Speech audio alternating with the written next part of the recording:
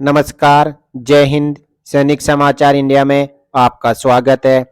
One rank one pension two के बदलते रंग, अब चले किसके संग। जी हां, आज इस विशेष प्रोग्राम में आप सभी का मैं तहे दिल से हार्दिक स्वागत करता हूं। 67 ईयर्स ऑफ स्ट्रगल, 67 साल से ओआरओपी की गेंद हर एक राजनीतिक पार्टियां खेल रही थी। कभी गेंद उसके पाले में तो कभी गेंद इसके पाले में, और लास्ट में एक दर्शक था, पेंशनर, वो हमेशा देखता रहता था कि अभी तक गोल नहीं हुआ, क्योंकि गोल होना ही नहीं था, सिर्फ टाइम पास करना था। लेकिन आखिरकार 2013 में वक्त बदला, सरकार ने मंशा जताई और उसने सोचा कि अगले वाली राजनीतिक पार्टी आने वाली ओआरओपी को लागू कर दे, उससे पहले मैं 500 करोड़ का एक जुमला है जो पूर्व सैनिकों के हाथ में पकड़ा देता हूं। लेकिन हमारे भूतपूर्व सैनिक ही इतने कहां बोले वाले थे। वो समझ गए थे कि ये सिर्फ और सिर्फ एक राजनीतिक चाल है जो हमें दिखावे के लिए की जा रही है। यदि जिसको वन रैंक वन पेंशन लागू करनी थी तो उसके पास देश की आजादी से लेकर अब तक 67 ईयर्स थे, अब तक नहीं कर पाए, तो ये 500 करोड़ रुपए में ये कौन सी वन रैंक वन पेंशन दे देंगे।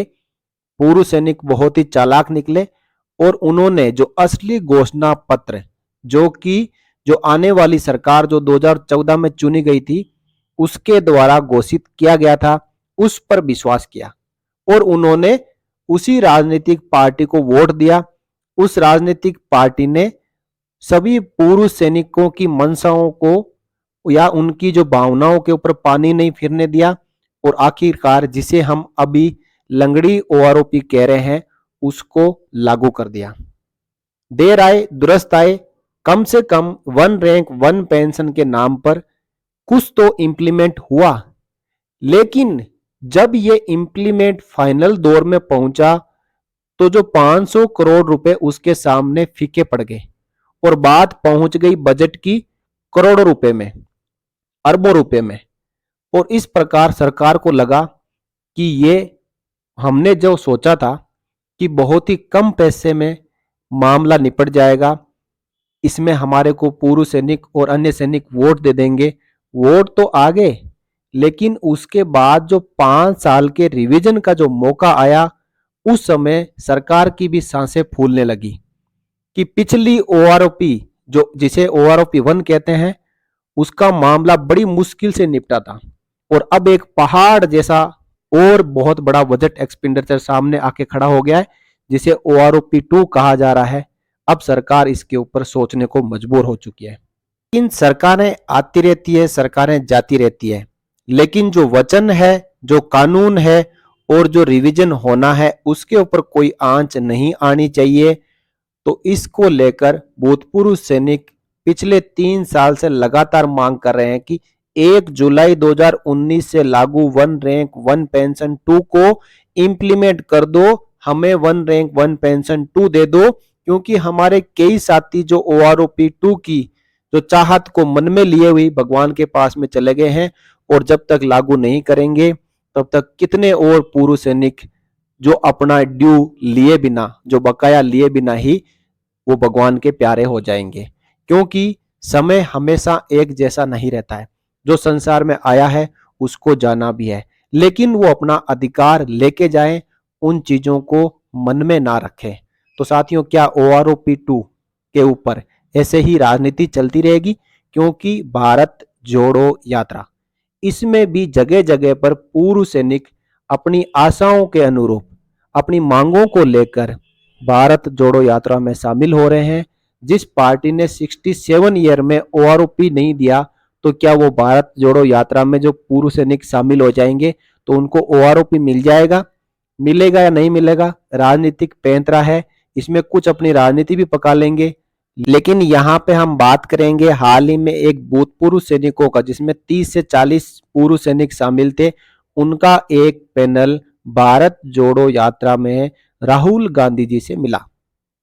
अब इसके बाद जयराम रमेश जी ने 4 लगातार ट्वीट किए, तो उन ट्वीट का हम यहाँ पे विश्लेषण कर लेते हैं। बाकी बात आप समझ गए होंगे। उन ट्वीट को आप देखिए, उसके बाद आगे बची हुई बात हम करेंगे। देखिए पहला ट्वीट इन्होंने क्या किया। आज हरियाणा के नूंह जिले में भारत जोड़ो यात्रा के 105वें दिन दोपहर में जय जवान के तहत राहुल गांधी ने लगभग 30 पूर्व सैनिकों के साथ 45 मिनट तक गहरी बातचीत की, जिसमें लेफ्टिनेंट जनरल से लेकर जूनियर कमीशन अधिकारी शामिल थे। तो ये था इनका पहला ट्वीट। आप यहाँ पे पिक्चर्स भी देख पा रहे हो कि कई भूतपूर्व सैनिक आशा लिए हुए राहुल गांधी जी से जा मिले और उन्होंने अपना मांग पत्र भी उनको सौंपा। दूसरा ट्वीट उन्होंने किया, सभी पूर्व सैनिक अग्निपथ योजना के खिलाफ थे। वे चाहते थे कि सरकार चीन के साथ सीमा की स्थिति को लेकर और अधिक स्पष्टवादी हो। उन लोगों ने स्वीकार किया कि ओआरओपी से उच्च स्तर के अधिकारियों को तो लाभ हुआ है, लेकिन ये जेसीओ के लिए फायदेमंद नहीं रहा है, जो सेना को पहले छोड़ देते हैं। यहाँ पे बात की गई ओआरओपी कि ऑफिसर्स को तो इससे फायदा हुआ, लेकिन जेसीओज को इससे फायदा नहीं हुआ। जवानों की कोई बात नहीं कर रहा है। यहाँ पे देखिए आप मीटिंग में बैठे हैं बड़े बड़े कदरदान ओहदेदान। चलिए तीसरे ट्वीट पे हम बात करते हैं। पूर्व सैनिक राष्ट्रीय सुरक्षा पर कांग्रेस नेतृत्व के साथ बातचीत का एक औपचारिक और नियमित सिस्टम भी चाहते थे। बहुत ही अच्छी बात है। कांग्रेस जो अभी तक 67 ईयर्स तक नहीं दे पाई, वो अब इनको दे देगी। कुछ एक आप पिक्चर्स देख भी पा रहे होंगे। इनके दिल में राजनीतिक मंशा होगी कि कहीं से भी हमारे को कोई एक आध सीट मिल जाए, टिकट मिल जाए। अब थे साथियों ये तो ट्वीट। अब जो हमारे 30 पूर्व सैनिकों का डेलीगेशन राहुल गांधी जी से जाके मिला, तो वहां पे उन्होंने 4 मुद्दे उठाए। सबसे पहला अग्निपथ योजना, दूसरा चीन से खतरा, तीसरा वन रैंक वन पेंशन का क्रियान्वयन और चौथा भारतीय सेना में एक अलग ही रेजिमेंट की आवश्यकता, इस समुदाय के महत्वपूर्ण योगदानों को पहचान दिलाने के लिए। साथियों आप सबको पता है कि हाल ही में संसद का सत्र चल रहा है, लेकिन किसी भी अपोजिशन पार्टी ने वन रैंक वन पेंशन का मुद्दा अभी तक लोकसभा या राज्यसभा में नहीं उठाया है। कोई भी प्रश्न नहीं पूछा है। तो आप जान सकते हो कि हाथी के दांत दिखाने के कुछ और खाने के कुछ और होते हैं। घर से बाहर आपको ऐसा लगेगा कि हाँ राजनीतिक पार्टियां एक दूसरे के द्वंद्वी है, लेकिन बैक डोर में यानी पर्दे के पीछे सब एक है। क्योंकि ये सरकार गई, दूसरी आई, तो पैसा तो दूसरी सरकार को भी निकालना पड़ेगा, योजनाओं का क्रियान्वयन करना पड़ेगा। तो जो आपको दिखता है वैसा कतई नहीं है साथियों। अब पूर्व सैनिकों को वहां पे जाके चीन के मसले के ऊपर बात करने की क्या आवश्यकता है?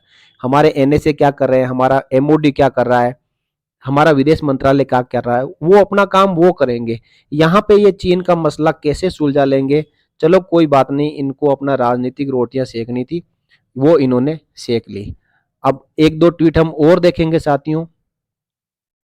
या तो सारे भूतपूर्व सैनिकों ने माथा पीटा होगा, या सबने सिर्फ मनोरंजन की दृष्टि से गहरी वार्ता में भाग लिया होगा। बहुत बहुत धन्यवाद अनिल कुमार शुक्ल जी को, इन्होंने असलियत वहां पे बता दी। सब अपनी राजनीतिक रोटियां सेकने के लिए गए थे। ओआरओपी देने वाली सरकार आपके सामने है। जिन्होंने ओआरओपी 1 दिया वही ओआरओपी 2 देंगे, लेकिन उनके सामने सबसे बड़ी दुविधा है राजनीतिक पड़पंच की। 2024 में जब ये भारतीय जोड़ो यात्रा के तहत जा घूम घूम कर वोट मांग रहे हैं, तो वो सरकार भी चाह रही है कि 2024 में मैं भी ओआरओपी 2 को लागू करके भूतपूर्व सैनिकों को खुश करके उनके वोट फिर से बटेरूं। जैसे 2014 में वोट प्राप्त किए थे, 2024 में वैसा ही रिपीट होने वाला है। ऐसा साथियों जो पूरा एनवायरमेंट को समझने के बाद में लग रहा है। अब हम भी थोड़ा यहाँ पे मनोरंजन कर लेते हैं ताकि हमें भी खुश होने का मौका मिले। साथियों ट्वीट कोई भी कर सकता है, अपनी भावनाओं को कोई भी रख सकता है। एक यहाँ पे आप ट्वीट देखेंगे जिसमें लिखा गया है कि 45 मिनट्स में यह आदमी कितना गहरा जा सकता है। 52 ईयर में इसमें कोई गहराई आई है नहीं।